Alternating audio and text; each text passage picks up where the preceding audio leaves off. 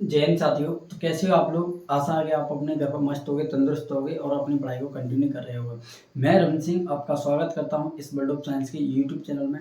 देखिए, आज की क्लास में अपन पढ़ने वाले हैं ईंधन सेल क्या होता है, ईंधन सेल किसे कहते हैं। ठीक है, सबसे पहले इसकी परिभाषा की बात करेंगे। परिभाषा के अलावा इसका चित्र, इसे बनाने की आप विधि समझोगे और विधि के साथ साथ इसमें होने वाली रासायनिक क्रिया भी आप इस क्लास में उपयोग विधि, रासायनिक अभिक्रिया और इसके क्या पढ़ोगे, उपयोग भी अपन क्या करेंगे, पढ़ेंगे। ठीक है, चलिए तो बिना देरी किए क्लास को स्टार्ट करते हैं, समझने का प्रयास करते हैं। समझिए, देखिए सबसे पहले ईंधन सेल किसे कहते हैं। नाम से जैसा पता चल रहा है, ईंधन सेल। क्या? ईंधन सेल।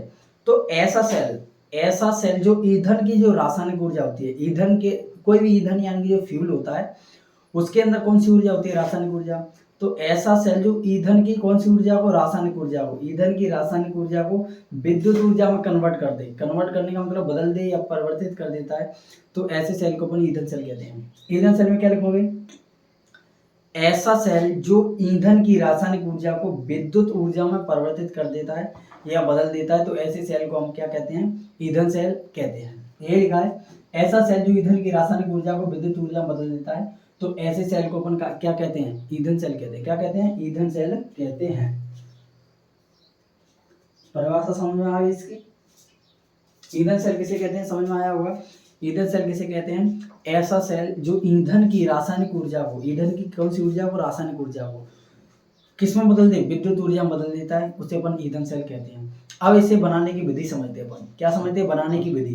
बनाने की विधि में आपको बताऊंगा नहीं, जिस प्रकार से मैंने आपको मानक हाइड्रोजन इलेक्ट्रोड बताया है, सेम चित्र की सहायता से मैं आपको बिल्कुल एक कहानी की तरह इसको समझाने का प्रयास करूंगा। आप इसे बिल्कुल फोकस करके समझते रहिए। ठीक है, चलिए। तो ईंधन सेल को बनाने के लिए सबसे पहले अपन एक बड़ा पात्र लेते हैं। ईंधन सेल को बनाने के लिए सबसे पहले क्या लेते हैं अपन, एक बड़ा पात्र लेते हैं। सबसे पहला स्टेप यही होगा, पहला पैराग्राफ। ईंधन सेल को बनाने के लिए सबसे पहले अपन क्या लेते हैं, एक बड़ा पात्र लेते हैं। अब इस बड़े पात्र के अंदर, इस पात्र के अंदर ग्रेफाइट की दो छिद्र छड़ें लगा देते हैं। देखिए, एक छड़ इस साइड लगी है और एक छड़ इस साइड लगी है, तो एक छड़ और दो छड़। और इस पात्र के अंदर क्या करते हैं, ग्रेफाइट की दो छिद्रित छड़ें। छिद्रित छड़ों का मतलब होता है जिनके अंदर छिद्र पाए जाते हैं। क्या पाए जाते हैं? छिद्र मतलब छेद पाए जाते हैं। तो ग्रेफाइट की कैसी छड़ों उपयोग करते हैं, दो छिद्रित छड़ें लगा देते हैं। क्या लगा देते हैं? ग्रेफाइट की दो छिद्रित छड़ें लगाते हैं, जिनमें से एक छड़ एनोड के समान कार्य करती है, जिस पर धन आवेश पाया जाता है। ग्रेफाइट की जो एक छड़ है इस छड़ वाली, या कोई भी एक छड़ किसके समान कार्य करती है, एनोड के समान कार्य करती है, जिस पर धन आवेश पाया जाता है। क्या, कौन सा आवेश पाया जाता है? जिस पर धन आवेश पाया जाता है। तथा ग्रेफाइट की दूसरी जो छिद्रित छड़ है, ग्रेफाइट की दूसरी छिद्रित छड़ कैथोड के समान कार्य करती है। ग्रेफाइट की दूसरी छिद्रित छड़ किसके समान कार्य करती है? कैथोड के समान कार्य करती है, जिस पर ऋण आवेश पाया जाता है। जिस पर क्या पाया जाता है? ऋण आवेश पाया जाता है। इतनी बात समझ में आई? क्या बताया मैंने? इसे बनाने के लिए सबसे पहले अपन क्या लेते हैं, बड़ा पात्र।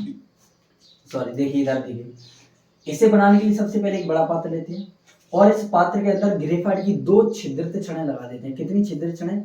दो छिद्रित छड़ें लगा देते हैं, जिनमें से एक छड़ एनोड के समान कार्य करती है, जिस पर धनावेश पाया जाता है, तथा दूसरी छड़ कैथोड के समान कार्य करती है, जिस पर ऋण क्या पाया जाता है? ऋण आवेश पाया जाता है। और क्या करते हैं, अब इसके अलावा क्या करते हैं, इन दोनों छड़ों के चारों ओर, इन दोनों छड़ों के चारों ओर प्लेटिनम धातु का तार लपेट देते हैं। क्या लपेट देते हैं? इन दोनों छड़ों के चारों ओर। देखिए, इसके ऊपर भी आपको दिख रहा होगा और इसके ऊपर भी अपन क्या कर देते हैं, इसकी छड़ के चारों ओर क्या कर देते हैं अपन, आप लोग बताओ, प्लेटिनम धातु का तार क्या कर देते हैं, लपेट देते हैं। क्या लपेट दिया? यहाँ पर प्लेटिनम धातु का तार लपेट देते हैं और इस तार की सहायता से एक बल्ब को जोड़ देते हैं। और इस तार की सहायता से किसको जोड़ देते हैं? एक बल्ब को जोड़ देते हैं। यह तक समझ में आई चीजें? ग्रेफाइट की दोनों छिद्रित छड़ों के चारों ओर क्या लपेट देते हैं, आप लोग बताओगे, तो अपन प्लेटिनम धातु का तार लपेट देते हैं और इस प्लेटिनम धातु के तार जो होता है, इसकी सहायता से अपन किसको ऐड कर देते हैं, एक बल्ब को ऐड कर देते हैं, मतलब बल्ब को जोड़ देते हैं। ठीक है, आगे देखिए। और इस दोनों छड़ों के बीच, इसके बाद इस पात्र में इन दोनों छड़ों के बीच अम्ल या क्षार का विलयन भर देंगे। क्या भर देंगे? इन दोनों छड़ों के बीच अम्ल या क्षार का विलयन भर देते हैं। यहाँ पे आपको दिख रहा होगा, अम्ल और क्षार का क्या भर देते हैं, विलयन भर देते हैं। अब देखिए, अब अपन इस पात्र के एक ओर से हाइड्रोजन गैस भेजते हैं, एक ओर से क्या भेजते हैं, हाइड्रोजन गैस भेजते हैं, एक ओर से कौन सी गैस भेजते हैं, हाइड्रोजन गैस भेजते हैं, जो ग्रेफाइट की छड़ में उपस्थित छिद्रों में से होकर, भाई देखिए इस साइड आपने क्या भेजी, हाइड्रोजन गैस यहाँ से भेज दी। अब यहाँ से जाएगी हाइड्रोजन गैस, तो इसमें क्या पाए जाते हैं, इस छड़ में छिद्र पाए जाते हैं। तो ग्रेफाइट की छड़ में से उपस्थित छिद्रों में से होकर कहाँ चली जाती है, अम्ल या क्षार के विलयन में चली जाएगी। यहाँ से हाइड्रोजन गैस जैसे यहाँ से जाएगी तो इस छिद्रों में से होकर कहाँ चली जाएगी, अम्ल या क्षार के विलयन में पहुंच जाती है।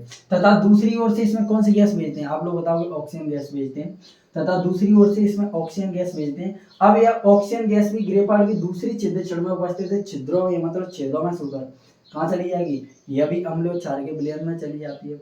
और बची हुई हाइड्रोजन तथा ऑक्सीजन गैस पात्र के ऊपर उपस्थित छिद्रों में से निकल जाएगी। यहाँ से ऑक्सीजन गैस निकल जाएगी, यहाँ से हाइड्रोजन गैस निकल जाएगी, और यह प्रक्रम लगातार क्या चलता रहेगा। अब यहाँ से देखिए, इस साइड से अम्ल क्षार के विलयन में हाइड्रोजन गैस पहुंच गई, और इस साइड से अम्ल और क्षार के विलयन में ऑक्सीजन गैस पहुंच गई।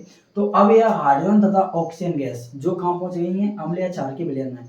अब यह हाइड्रोजन तथा ऑक्सीजन गैस अम्ल तथा क्षार के विलयन में क्या कर लेती है, क्रिया कर लेती है। क्या कर लेती है, क्रिया कर लेती है, जिससे क्या बनता है, जल बनेगा। भाई हाइड्रोजन और ऑक्सीजन जब आपस में क्रिया करती है तब क्या बनता है, जल बनता है। तो अब यह हाइड्रोजन तथा ऑक्सीजन गैस आपस में क्रिया कर लेती है, जिससे क्या बनता है, जल बनता है, और विद्युत ऊर्जा उत्पन्न होती है। और क्या जनरेट होती है, विद्युत ऊर्जा उत्पन्न होती है। अब इसमें जो विद्युत ऊर्जा बनेगी, अब इसके चारों ओर क्या लगा, प्लेटिनम धातु का तार। तो यहाँ से विद्युत ऊर्जा चलती चलती कहाँ जाएगी, बल्ब के ऊपर जाएगी, जिससे क्या होगा, बल्ब जलने लगता है। जिससे क्या होता है, बल्ब जलने लगता है। इसमें क्या उत्पन्न होगा, जल बनेगा और विद्युत ऊर्जा उत्पन्न होती है। और यह विद्युत ऊर्जा धातु के तार की सहायता से या प्लेटिनम के तार की सहायता से बल्ब तक पहुंचती है, जिससे बल्ब क्या होता है, जलने लगता है। यहाँ पे ठीक है, बल्ब क्या हो गया, जलने लगता है। और अपन को भाई रासायनिक ऊर्जा से क्या बनाना था, विद्युत ऊर्जा बनाना था। विद्युत ऊर्जा बन गया, जलने लगा है बल्ब।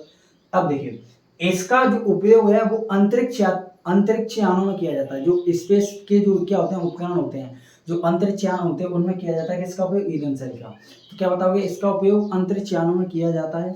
और एक अंतरिक्ष यान का नाम है अपोलो अंतरिक्ष यान है। कौन सा अंतरिक्ष यान है, अपोलो अंतरिक्ष यान में इस सेल का उपयोग किया जा चुका है। मतलब पहले एक स्पेस एजेंसी ने जो क्या किया था, स्पेस में एक क्या उपकरण, मतलब एक क्या रॉकेट वगैरह जिसे आप कह सकते हो, तो उसको जब छोड़ा था, उसमें किसका उपयोग किया गया था, ईंधन सेल का उपयोग किया गया था, जिसका नाम था अपोलो। अगर आपसे क्वेश्चन एक वाक्य में पूछता है कि अपोलो अंतरिक्ष यान में किस सेल का उपयोग किया गया था, तो आप लोग बताना ईंधन सेल का। किसका, ईंधन सेल का उपयोग यहाँ पर किया गया था। ठीक है, अब इसकी रासायनिक क्रियाएं देख लेते हैं। देखिए रासायनिक क्रियाओं में क्या है, रासायनिक क्रिया एनोड पर जो हाइड्रोजन गैस होता है, एनोड पर कौन सी गैस होता है, हाइड्रोजन। तो यह हाइड्रोजन 2 इलेक्ट्रॉनों को पहले त्याग देता है, 2 इलेक्ट्रॉनों क्या करेगा, त्यागेगा। तो ऑक्सीकरण अभिक्रिया हो गई। कौन सी अभिक्रिया होगी, ऑक्सीकरण अभिक्रिया। अब कैथोड पर यह क्या करता है, 2 इलेक्ट्रॉनों को ग्रहण कर लेता है, 2 इलेक्ट्रॉन क्या कर लेता है, ग्रहण कर लेता है। तो अपचयन अभिक्रिया हो जाती है। अब इस पदार्थ की संपूर्ण क्रिया की बात करें तो संपूर्ण क्रिया में क्या होता है, 2s2 + O2 = H2O। मतलब यहाँ से हाइड्रोजन और ऑक्सीजन आपस में क्या कर लेती है क्रिया, हाइड्रोजन और ऑक्सीजन आपस में क्या कर लेती है क्रिया, जिससे H2O यानी जल बनता है। यह इसकी संपूर्ण क्रिया होती है। अब इसको ओवरव्यू में आपको एक बार जल्दी से फटाक से एक बार और समझाता हूँ, उसके बाद आपको खुद से याद कर लेना है। ठीक है, ईंधन सेल किसे कहते हैं, तो ईंधन सेल में क्या बताओगे आप लोग, ईंधन सेल ऐसा सेल जो ईंधन की रासायनिक ऊर्जा को विद्युत ऊर्जा में बदल देता है। तो ऐसे सेल को अपन क्या कहते हैं, ईंधन सेल कहते हैं। क्या कहते हैं, ईंधन सेल कहते हैं। अब इसे बनाने की विधि समझिए। तो इसे बनाने के लिए सबसे पहले अपन एक पात्र लेते हैं। इसे बनाने के लिए सबसे पहले अपन एक बड़ा पात्र लेते हैं, और इस पात्र के अंदर ग्रेफाइट की 2 छिद्रित छड़ें लगा देते हैं। और इस पात्र के अंदर क्या करते हैं, ग्रेफाइट की 2 छिद्रित छड़ें लगा देते हैं, जिनमें से एक छड़ एनोड के समान कार्य करती है, जिस पर धनावेश पाया जाता है, तथा दूसरी छड़ कैथोड के समान कार्य करती है, जिस पर ऋणावेश पाया जाता है। अब क्या करते हैं, अब इस ग्रेफाइट की छड़ के चारों ओर, ग्रेफाइट की छड़ के चारों ओर प्लेटिनम धातु का तार लगा देते हैं, और इन प्लेटिनम धातु की सहायता से एक बल्ब क्या कर देते हैं, जोड़ देते हैं। और इस प्लेटिनम धातु के तार की सहायता से क्या जोड़ देते हैं, बल्ब जोड़ देते हैं। और इन ग्रेफाइट की छड़ों के चारों ओर जो ग्रेफाइट की छिद्र छड़ हैं, उनके बीच में क्या भर देते हैं, अम्ल या क्षार का कोई एक विलयन भर देते हैं। क्या भर देते हैं, अम्ल या क्षार का कोई विलयन भर देते हैं। अब इस पात्र के एक ओर से हाइड्रोजन गैस भेजते हैं, जो एक ओर से क्या भेजते हैं, हाइड्रोजन गैस भेजते हैं, जो ग्रेफाइट की छड़ में उपस्थित छिद्रों में से होकर कहाँ चली जाती है, अम्ल या क्षार के विलयन में चली जाती है। तथा दूसरी ओर से ऑक्सीजन गैस भेजते हैं, जो ग्रेफाइट की दूसरी छड़ में उपस्थित छिद्रों में से होकर अम्ल या क्षार के विलयन में पहुंच जाती है। जब यह अब हाइड्रोजन तथा ऑक्सीजन गैस अम्ल या क्षार के विलयन में पहुंचती हैं तो ये आपस में क्रिया कर लेती हैं। कहाँ पर क्रिया करेंगी? अम्ल या क्षार के विलयन में, जिससे क्या बनता है? जल बनता है और विद्युत ऊर्जा उत्पन्न होती है। यह विद्युत ऊर्जा जो प्लेटिनम धातु का तार है उसकी सहायता से बल्ब तक पहुंचती है और बल्ब क्या होता है? जलने लगता है। बल्ब क्या होता है? जलने लगता है। यहाँ तक इसके पूरी विधि समझ में आ गया, यह किस प्रकार से काम करता है, इसको आप किस प्रकार से बना सकते हो, समझ में आ गया होगा। चलिए अब इसके उपयोग की बात करें तो इसका उपयोग अंतरिक्ष यानों में किया जाता है और अपोलो अंतरिक्ष यान में इसका प्रयोग किया गया था। अब इसके रासायनिक अभिक्रियाओं की बात करते हैं तो रासायनिक अभिक्रियाएं या रासायनिक क्रियाएं, एनोड पर क्या होगा? ऑक्सीकरण, 2 इलेक्ट्रॉनों को ग्रहण कर लिया जाएगा और कैथोड पर क्या होगा? उपचयन, इसमें 2 इलेक्ट्रॉनों को दान कर दिया जाएगा। यहाँ पर देखिए दो एनोड पर क्या हुआ है? ऑक्सीकरण, मतलब 2 इलेक्ट्रॉनों को डोनेट कर दिया। क्या कर दिया? डोनेट, मतलब हाइड्रोजन ने 2 इलेक्ट्रॉनों को डोनेट कर दिया। यहाँ पर देखिए कैथोड पर क्या किया? 2 इलेक्ट्रॉनों को ग्रहण कर लिया। ओके, कौन सी क्रिया? उपचयन। जिन अभिक्रिया में इलेक्ट्रॉनों को दान किया जाता है ऑक्सीकरण या उपचयन, और जिन अभिक्रिया में इलेक्ट्रॉनों को ग्रहण किया जाता है उनको कहते हैं अपचयन। संपूर्ण क्रिया 2s2 मतलब हाइड्रोजन और ऑक्सीजन आपस में क्रिया करेंगे तो जल बनता है। ठीक है, तो आपको यह चीजें समझ में आई होंगी। यदि आपको चीजें समझ में आई हैं तो वीडियो को लाइक कर दें ताकि मैं आपको समझ जाऊँ, अपनी चीजों को समझाएं। चलिए तो आज की क्लास को यहीं पर एंड करते हैं, मिलते हैं नेक्स्ट क्लास में। तब तक के लिए take care, bye, God bless you, see you tomorrow.